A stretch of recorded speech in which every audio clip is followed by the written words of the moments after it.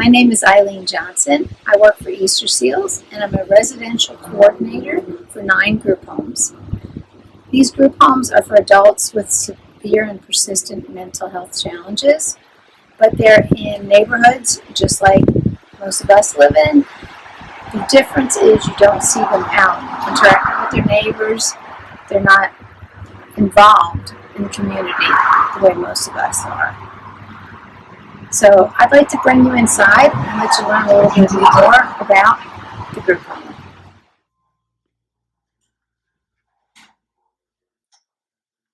We're inside one of our resident bedrooms, and as you can see, it's very comfortable, but it's also modest. Unfortunately, historically, mental health funding is one of the last items on the budgets. We try to do what we can to support folks, but it can be challenging because we want them to be involved and active. So let me show you a little bit more of the home and you can see what we do. So, like I said, let's look at a little bit more of what we do here in the group home. A lot of times folks are just watching TV, and honestly, all too often, they're sleeping. It can be challenging to get people involved and excited about day-to-day activities.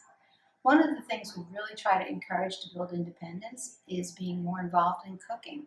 The problem is, trying to read a magazine or a cookbook for a recipe, it's hard for some of us. Maybe our clientele is even more in need of a visual learning experience.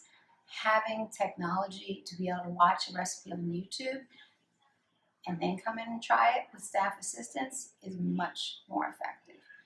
We try to sit down and do menu planning. Again, having a computer to look up recipes for diabetes, for heart health, for low sodium diets. It would be so much more interesting if they could go online and look this up than again going to a library. Activity is obviously very important for all of us, so we do try to encourage physical activity, mental activity, social activity. The problem is, quite often, the mental health challenges also come with symptoms such as anxiety in social situations.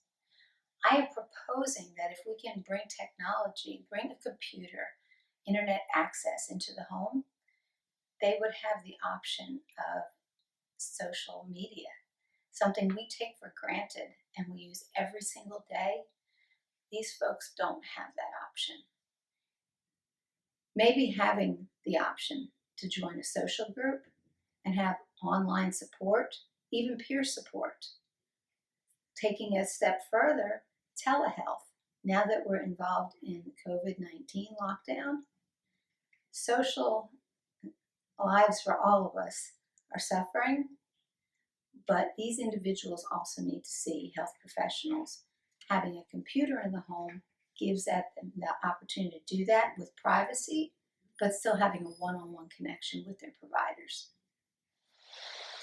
Now that I've had a chance to show you around one of our group homes and tell you a little bit more about what we do, I'd like to provide you with some research that further backs my proposal that developing contemporary media literacy skills could support client advancement toward independent living. In fact, now is certainly the time for change. Since the COVID-19 outbreak, virtual medicine has been described as finally shifting into overdrive after years of incremental progress. Data does demonstrate that digital technology can be beneficial for supporting health and wellness among disadvantaged populations.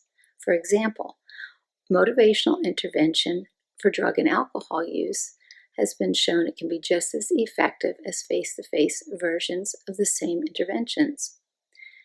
As for social media, the interaction between peers with mental health challenges might represent more naturally occurring peer support and as work as a forum for sharing experiences and advice in a less threatening venue.